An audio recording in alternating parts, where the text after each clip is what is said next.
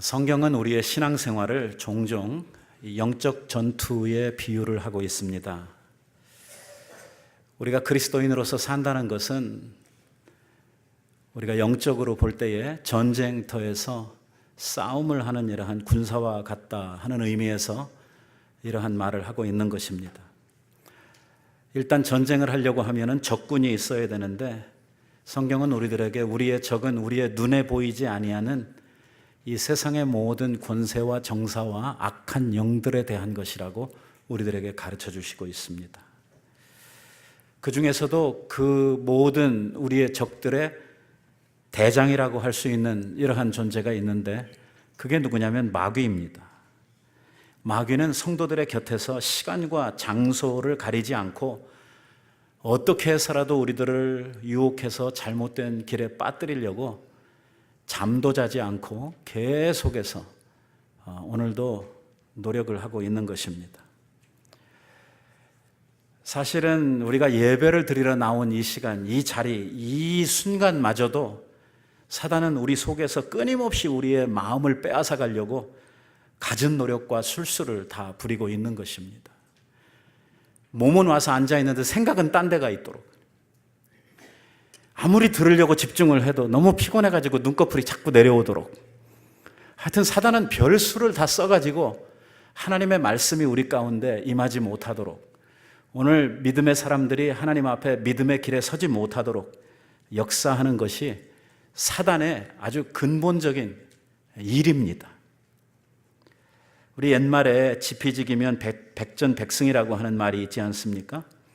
우리가 우리의 전쟁에서 승리하려고 하면 우리의 적이 누구인지, 또 적은 우리에게 어떤 무기와 어떠한 술수들을 가지고 우리에게 다가오는지, 이러한 것들을 우리들이 밝히 알 때에 우리가 적과 더불어 싸울 수 있고 적을 우리가 이길 수 있을 것입니다. 마귀가 항상 우리 성도들을 넘겨뜨리기 위해서 우리에게 다가오는 이러한 방법들을 보면 가장 평이하고 가장 일반적인 방법을 가지고 우리에게 옵니다. 그 중에서도 사단이 가장 많이 사용하는 이러한 술법이 뭐냐면 거짓말입니다. 거짓말. 마귀는 거짓말을 통해서 우리들을 달콤하게 유혹을 합니다. 또 때로는 거짓말을 통해서 우리들을 우쭐하게도 만들고, 때로는 거짓말을 통해서 우리들을 막 두렵게도 만들고, 때로는 거짓말을 통해서 허망한 생각을 우리한테 품도록도 만들게 됩니다. 참 신기한 것은 이러한 거짓말을 우리가 들을 때에 이 거짓말이 거짓말처럼 들리는 것이 아니라, 이 거짓말이 유치하게 들리는 것이 아니라 이상하게도 굉장히 합리적이고 아주 현실적인 것처럼, 이렇게, 그러니까 거짓말이 참말처럼 이렇게 우리들에게 들려온다고 하는 것이 오늘 우리가 자꾸만 넘어지게 되고 쓰러지게 되는 큰 이유가 되는 것입니다. 사도 요한은 그의 복음서에서 우리들에게 이렇게 이야기를 했습니다. 너희는 너희의 아비 마귀에게서 났으니 너희 아비의 욕심을 너희도 행하고자 하는도다. 저는, 마귀는 처음부터 살인한 자요, 진리가 그 속에 없으므로 진리에 서질 못하고 거짓을 말할 때마다 제 것으로 말하나니 이는 저가 거짓말쟁이요 거짓의 아비가 되었음이니라 라고 말합니다. 이 마귀는 뭐예요? 거짓말쟁이에요. 마귀가 하는 많은 술수 가운데에 대부분이 뭐냐면 거짓말이에요. 그리고 심각한 말씀이 따라 나오는데 저는 거짓의 아비가 되었다고 이야기를 해요. 오늘 우리가 거짓된 삶, 오늘 우리들이 거짓말을 따라가게 될 때에 우리는 마귀를 아버지로 모시는 이러한 결과가 벌어지게 된다고 하는 것입니다. 우리가 영적 전투를 해갈 때에 마귀의 거짓말과 마귀의 이러한 술수를 분별할 수 있어야, 그러한 지각이 우리들에게 있어야 속아 넘어가지를 않게 되는데, 우리가 이에 대해서 아무런 대책도 지혜도 없게 되면 사단이 우리를 속이는 대로 우리들은 속아 넘어가가지고 끝없이 그 전쟁에서 넘어지고 자빠지고 깨지고 죽는 이러한 일들을 반복하도록 되어져 있다고 하는 것입니다. 오늘 우리가 읽었던 본문의 말씀이 오늘 우리들에게 영적 전투를 해가는 데 있어서 우리들이 경계해야 할 이러할 것이 무엇인지, 오늘 우리가 어떻게 해야 우리의 영적 전투에서 승리할 수 있는지 그 비결을 우리들에게 가르쳐 주시고 있습니다. 오늘 본문에 보면 착한 임금 우리 히스기야에게 닥쳐진 아주 어려운 이러한 상황에 대해서 소개를 하고 있습니다. 우리가 지난 주일에 히스기야에 대해서 첫 시간을 함께 공부하면서 참 이스라엘 역사의 위대한 신앙적인 왕 히스기야의 신앙을 우리가 한마디로 표현을 하면 뭐라고 했죠? 다 까먹었죠. 성경이 히스기야의 신앙을 한마디로 정리해가지고 여호와를 의지하였는데, 전에도 이렇게 하나님을 의지한 왕이 없었고 후에도 하나님을 이렇게 의지한 왕이 없었더라. 그러니까 히스기야가 했던 많은 그의 업적들이나 그의 신앙을 한마디로 정리해서 이야기를 하면 뭐냐면, 히스기야는 하나님을 의지하는 사람이었다라고 우리가 이야기를 하게 되죠. 문제는 뭐냐면, 이렇게 하나님을 의지하고 가는 그 길에도 어려움이 있느냐 하는 것입니다. 믿음으로 하나님 앞에 굳게 서서 살아가고 있는데도 왜 어려움이 닥치느냐 하는 이러한 문제지요. 오늘 우리 그리스도인들에게 살아가는 데 있어서 우리가 믿음으로 살면 모든 일들이 다 잘 되고 다 편안하게 되고 모든 것들이 다 나 중심해가지고 아주 모든 것들이 다 형통하게 되느냐 하면 그렇지 않다는 것입니다. 왜냐하면 내가 살고 있는 곳이 어디냐면 세상입니다. 이 세상의 권세를 잡고 있는 것은 마귀입니다. 이 세상에서 세상 사람처럼 살지를 않고 하나님의 사람으로 살려고 하니까 마귀가 자꾸 괴롭히는 것입니다. 왜 세상에 발을 붙이고 살면서 네가 하나님의 사람으로서 살려고 하느냐 이것입니다. 이 땅에 살려고 하면은 내 법을 따라야 되고 이 땅에 살려고 하면 내 방법으로 살아야지, 왜 네가 이 세상에 발을 붙이고 살면서 하나님의 방법으로 살려고 하고 하나님을 의지해서 믿음으로 살려고 하느냐, 이것이 이 사단이 우리를 향해서 공격해오는 이유지요. 보세요. 히스기야의 아버지, 그 아주 악한 아버지가 있지 않았습니까? 아하스라고 하는 이 히스기야의 아버지가 이 나라를 운영하면서 이 아수르에 대한 정책을, 어떤 정책을 가지고 살았느냐면 친화 정책을 가지고 살았습니다. 다시 말하면 아수르에 입맞추고 아수르에 빌붙고 아수르에게 아양 떠는, 그냥 아수르 앞에서 그냥 꼼짝 못하고 아수르라고 그러면 그냥 두 손 다 들고 그냥 반짝반짝하면서 아수르 이 비유 맞추는 이러한 나라로 이 유다 나라가 있었거든요. 그러니까 그러한 그 친화 정책 속에서 자기들의 삶을 유지하기 위해서 뭘 했냐면 끊임없이 조공을 보내고 아수르에, 그 다음에 아수르가 뭐 한마디만 하면은 그 앞에서 그냥 절절절절 매면서 그 시키는 대로 다 쫓아했다는 것입니다. 자, 이것을 한번 그대로 우리 영적 삶으로 한번 바꾸어서 생각을 해보십시다. 이 아수르는 곧 세상 나라, 힘 있는 세상의 권세를 잡고 있는 이 마귀의 세력입니다. 유다 나라, 곧 하나님 나라요, 하나님 백성인 유다 나라에서 뭘 하고 살았다고요? 이 마귀에게 조공 갖다 바치고 마귀가 시키는 대로 그 앞에서 벌벌 떨면서 그냥 마귀 앞에 꼼짝을 못하고 시키는 대로 쫓아다니는 이러한 삶을 살았다는 것입니다. 그게 누구냐면 히스기야의 아버지 때 살았던 이 유다의 삶이었죠. 그런데 히스기야가 왕이 되고 나서 제일 먼저 했던 것이 무엇입니까? 우상 때려 부르시는 이 일부터 했죠. 우리가 지난 주일에 함께 그 말씀을 나누었었는데, 모든 우상들을 이스라엘 나라 가운데 다 제하여 버리고, 특히 이스라엘 백성들이 그동안 오랫동안 붙들고 살던 하나님 기뻐하시지 않는 산당 신앙을 철저하게 다 때려 부시고 하나님만 의지해서 살아갈 수 있는 이러한 나라로의 종교 개혁을 일으키면서 정치적으로 이 히스기야가 한 일이 무엇이냐면 아수르를, 이제는 그동안 아수르하고 친하게 지냈던 이 정책에서 이제는 아수르를 배격하고 아수르를 대적하는, 아수르하고는 우리가 같이 가지 않는다. 우리는 강대국을 의지하고 힘 있는 세상을 의지해서 살지 않겠다. 히스기야의 모토가 무엇입니까? 나는 하나님 의지해서 산다. 그러니까 누가 와서 뭔 소리 해도 나는 하나님 붙들고 가겠다. 아수르, 너는 이제 끝이다. 조공도 안 보내요. 뭐 시켜도 따라하지 않아요. 어떻게 됐을까요? 가만히 있을 아수르가 아니지요. 왕이 엄청나게 많은 군대를 보냈어요.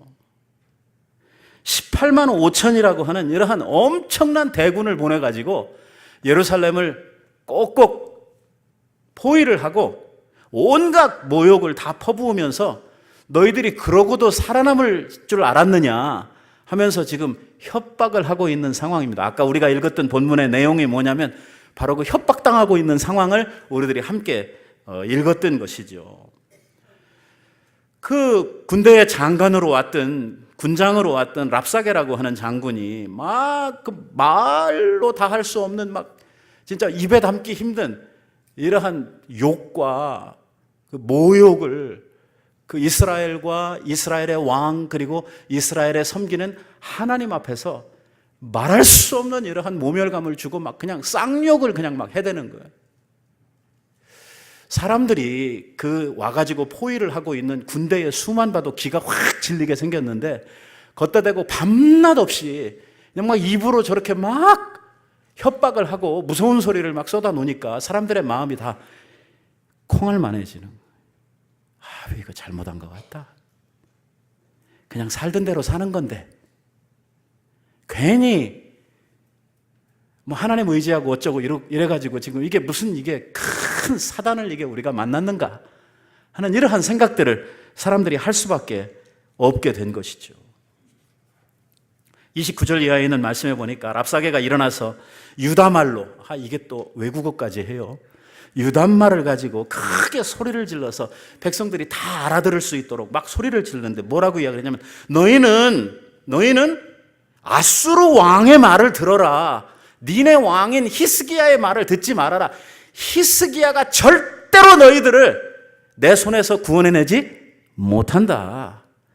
이 군대를 보라는 것입니다. 도대체 히스기야가 어떻게 너희들을 구원해낼 수 있겠는지 좀 보고 생각을 하라는 것입니다. 히스기야가 뭐 여호와를 의지해 뭐 그딴 소리 하지만 지금까지 우리들이 여러 나라들을 정복했고 수많은 나라들을 우리들이 가서 쳐부셨는데 그 모든 나라들이 섬기는 자기네들이 신들이 있었고 그 신들 앞에 그들이 다 가서 막 제사장들이 절하고 뭐 도와달라고 이렇게 했지만 아무도 어떤 신도 내 손에서 그 나라를 구원한 이러한 신도 왕도 없다. 너희는 내 말 들어야 산다 하면서 겁을 주는 거예요. 히스기야가 이렇게 담대하게 백성들에게 우리는 하나님을 의지한다. 하나님을 의지하면 우리가 산다. 하나님을 의지하면 하나님이 지켜줄 것이다. 하나님을 의지하면 이 전쟁은 우리가 승리한다. 왜 이런 이야기를 하고 있냐면 선지자 이사야가 와가지고요 히스기야한테 그렇게 말을 했어요. 하나님의 말씀에 나를 의지하고 저 아수르를 대적하라고, 아수르를 의지하지 말라고, 내가 반드시 너희를 승리케 하겠다고 이렇게 말씀으로 약속을 주셨거든요. 그러니까 그 말씀을 받고 나서 히스기야는 하나님이 약속해 주셨으니까 하나님이 약속해 주신 대로 우리에게 승리를 주실 것이다.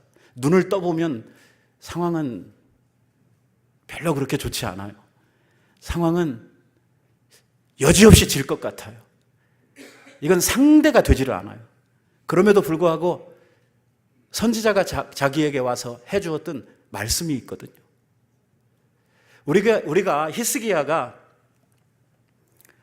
신앙의 사람이다, 여호와를 의지하는 사람이다 할 때 바로 그 이야기를 오늘 우리들이 함께 나누고 생각하려고 하는 것입니다.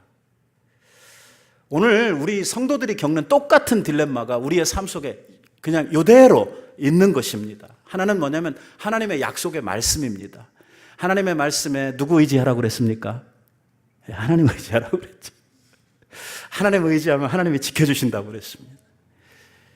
여기서는 아멘이 되는데 밖에 나가면 다른 게 보인단 말이에요. 여기서는 어렴풋이 나면 하나님이 보이고 말씀이 보이고 귀에 이런 소리가 들려오고 그러는데 밖에 가면 소리도 안 들리고 보이는 것도 뭐만 보이냐면 적군들만 보인단 말이에요. 나를 둘러싸고 있는 수많은 이러한 강력한 이 아수르의 군대만 내 눈앞에 보인단 말이에요. 마음이 살랑살랑한단 말이에요. 이 속에서 우리가 뭐를 쫓아가야 될지 모르겠단 말이에요. 저 랍사게가 악을 박박 쓰면서 너희들 내 말 안 들으면 다 죽여버리겠다고, 결코 히스기야가 너희들을 내 손에서 구원하지 못한다고 지금이라도 빨리 항복하고 나오라고 이렇게 이야기를 하는데, 이거 이러다가 가만히 있다가는 천상 죽을 것 같은 이러한 상황 속에 우리들이 빠지게 되는 것이죠. 하나님의 약속과 약속의 말씀을 붙드는 일과 이 현실 속에서 만나는 우리의 환경들, 이 속에서 우리가 도대체 뭘 붙들고 우리가 싸워야 하고 뭘 붙들고 가야 할지 모르는 이러한 상황이 우리 앞에 끝없이 펼쳐지고 있다고 하는 것입니다. 항상 이 문제입니다. 항상. 여리고성이 우리 앞에 뻑 있습니다. 하나님의 약속의 말씀은 뭐냐면 돌라는 것입니다. 너희들이 돌면 7일째 되는 날에 너희들이 돌기를 마치면 이 성이 무너져 내린다고 말씀해 주셨습니다. 그런데 한번 생각해 보십시다. 이게 돌아서 무너질 성입니까? 이 성이 어떤 성입니까? 이게 성벽만 해도 이 성벽의 두께가 이 말 2마리가 끄는 이 전차가 서로 비껴갈 수 있을 정도로 두꺼운 성이에요. 이 성을 무슨 재주로 무너뜨린단 말입니까? 아무리 생각을 해봐도 이건 불가능한 일처럼 보이는 거예요. 그 속에서 사람들은 딜레마에 빠지지 않을 수가 없는 것이죠. 그때서부터 머리를 굴리기 시작을 하는 것입니다. 이게 어떻게 될 것인가? 뭘 붙들어야 나한테 이익이 될 것인가? 하는 것에 대해서.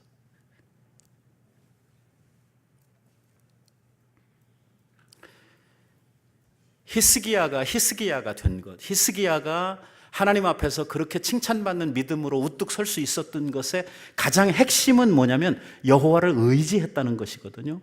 그 여호와를 의지하는 그 의지가 상황에 따라서 바뀌지 않았다는 것입니다. 하나님을 의지함은 언제 우리들에게 필요한 거냐면 상황이 나쁘고 어려울 때 하나님을 의지하는 그 믿음이 필요한 것입니다. 뭐 모든 거 다 좋고 다 잘 돼가는데 뭐 바라보고 의지할 게 뭐 있습니까? 내가 뭔가 해결할 수 없고 나한테 힘든 어려운 일들이 우리들에게 닥쳐졌을 때에 그때 주님을 바라볼 수 있는가 하는 것이죠. 그 어려움 속에서, 불가능 속에서 하나님이 나를 붙드시고 나를 건져내신다고 하는 이것을 내 마음속에 확신하고 하나님을 의지할 수 있는가 하는 것이 관건이거든요. 성경에서 만나는 모든 문제들이 다 그런 것입니다. 하나님께서 야곱에게 이렇게 말씀하십니다. 내 고향 네 아비 집으로 가라는 것입니다. 내가 가면 너와 함께 하겠고 너에게 복을 주겠다고 약속을 하는데 그 말씀 듣고 따라서 쫄렁쫄렁 내려오다가 보니까 아버지 집에 거의 가까이 와가지고 생각해 보니까 그 아버지 집에 누가 있냐면 에서가 있는 것입니다. 해결하지 못한 문제가 자기를 기다리고 있는 거예요. 이제 정탐을 보내가지고 상황이 어떤지 알아보았습니다. 와가지고 보고를 하는데 뭐라고 이야기를 하냐면 형이 400명의 군대를 훈련시켜가지고 당신 돌아오기만 지금 기다리고 있어요. 당신은 가기만 하면 그 손에 잡혀가지고 바로 가실 겁니다. 이런 보고를 받는 거예요. 하나님의 약속은 뭐예요?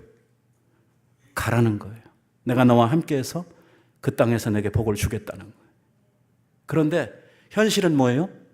자기가 알아본 바로는 아니에요. 가면 안 돼요. 가면 죽어요.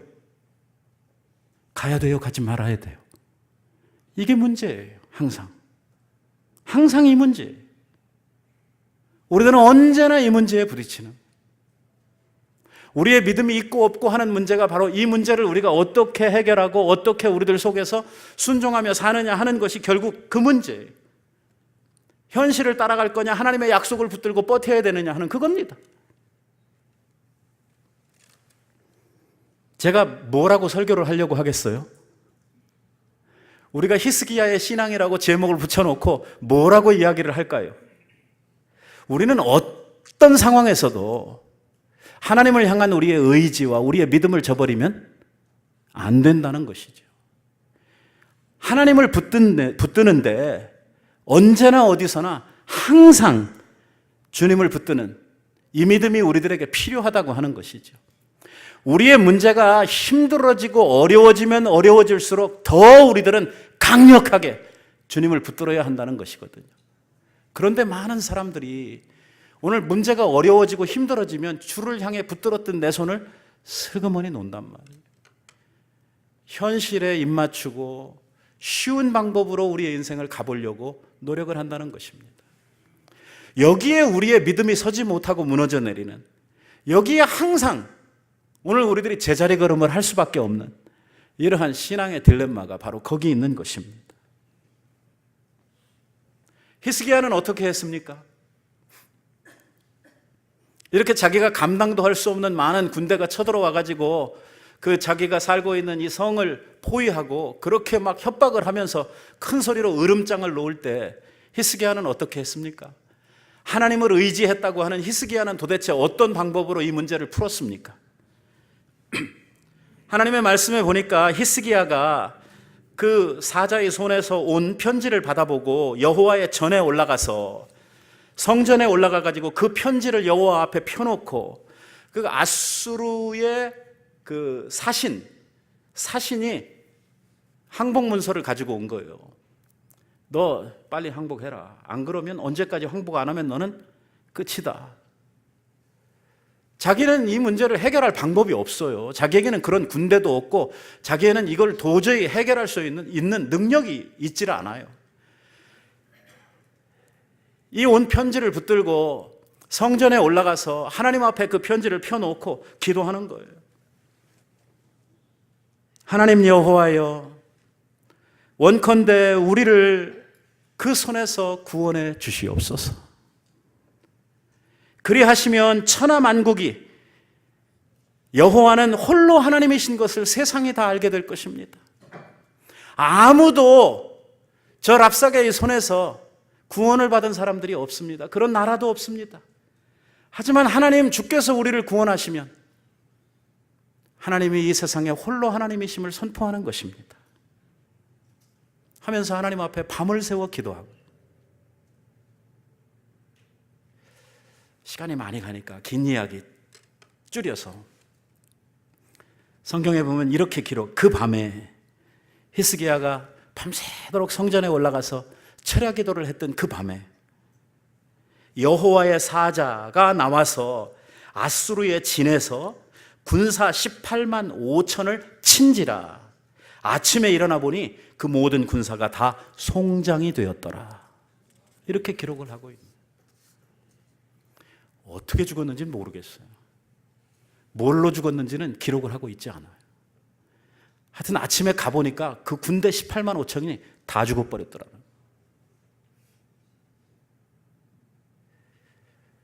항상 이런 생각을 해봅니다. 이랬으면 어쨌을까?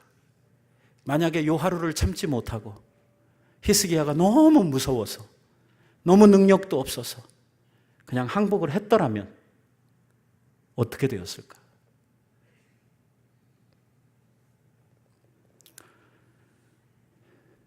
생각해보면 참 두려운 일이죠. 왜? 우리들에게는 현실에 타협하고 항복하는 일들이 적지 않게 많기 때문입니다.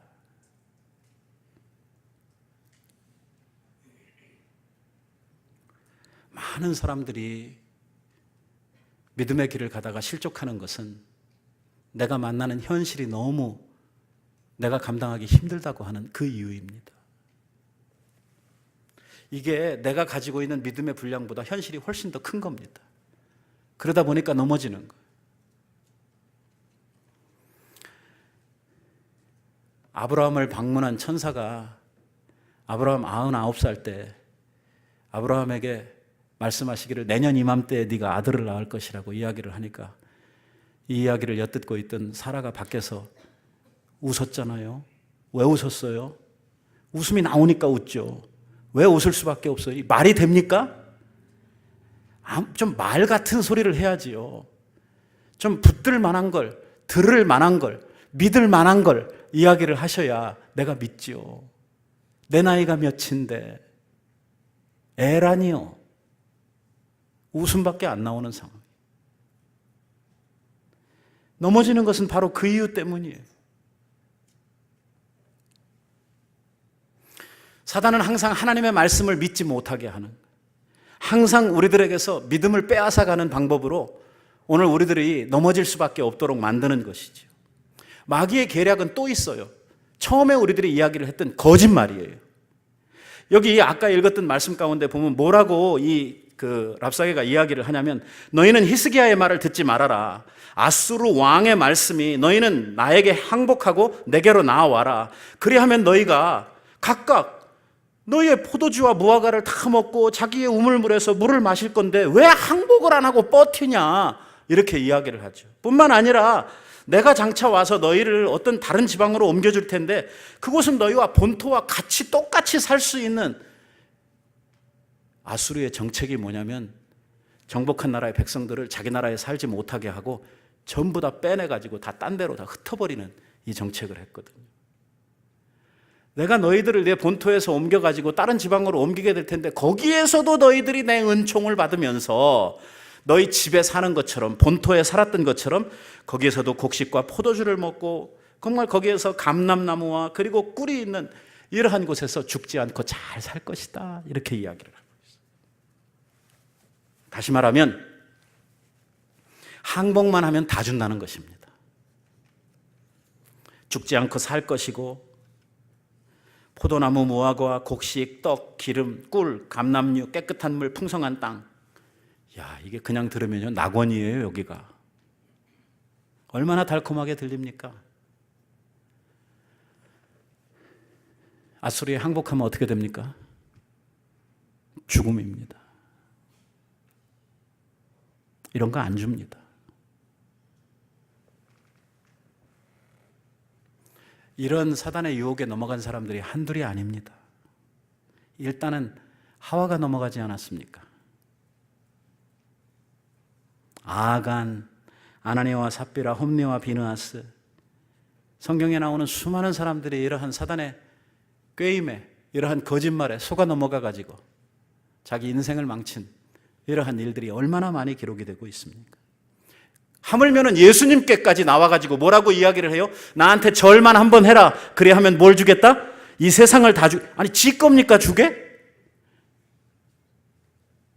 이 천지를 누가 만드셨는데요?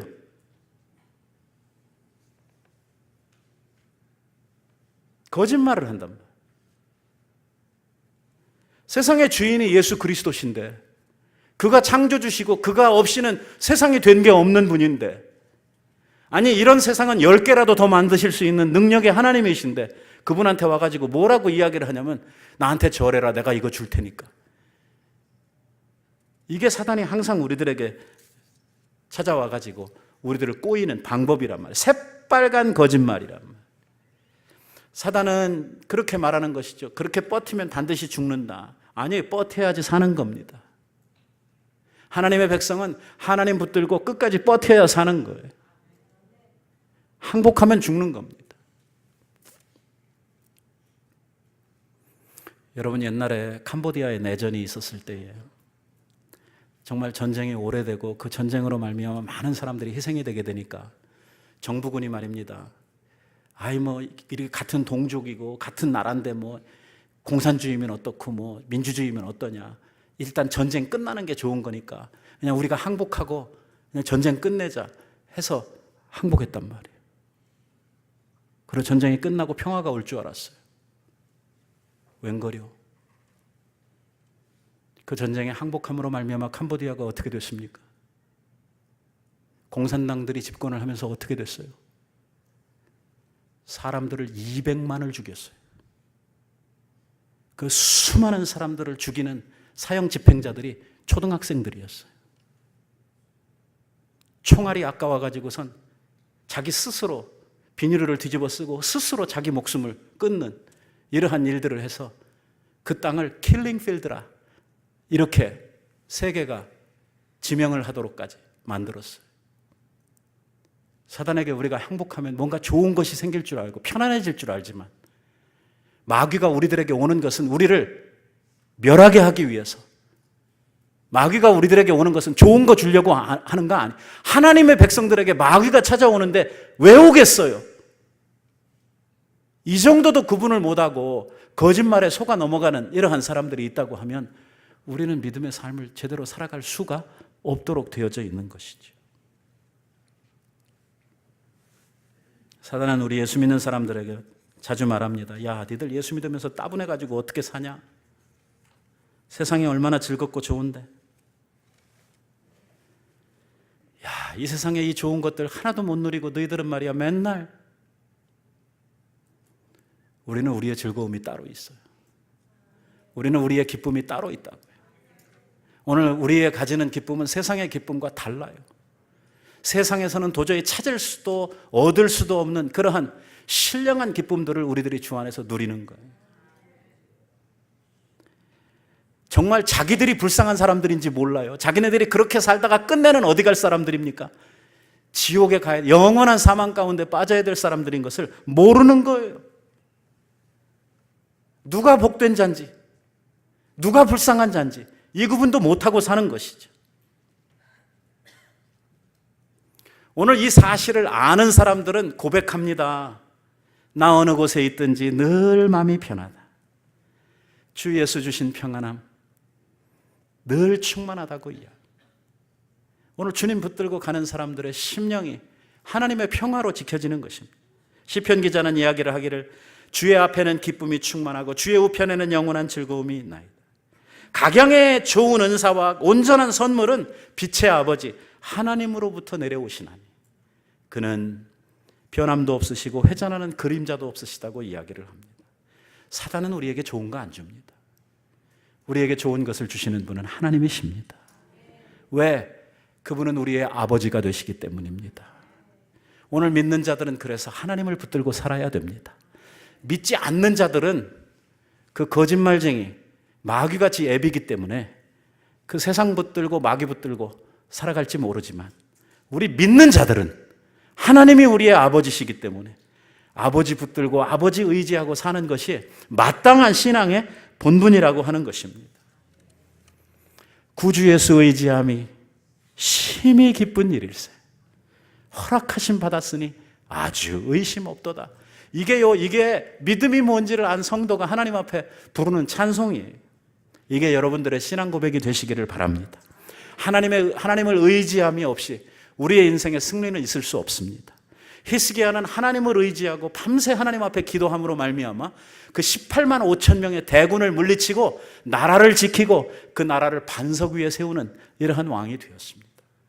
오늘 우리들도 하나님 앞에서 끝없이 다가오는 이러한 사단의 유혹과 이 영적 전쟁에서 우리가 승리하고 능히 든든히 서기 위해서 오늘 하나님을 온전히 붙들고 주님 의지하는 이러한 일사각오의 신앙으로 아버지 앞에 나아가는 우리 모두가 되기를 간절히 원합니다. 기도하십시다. 자비하신 아버지.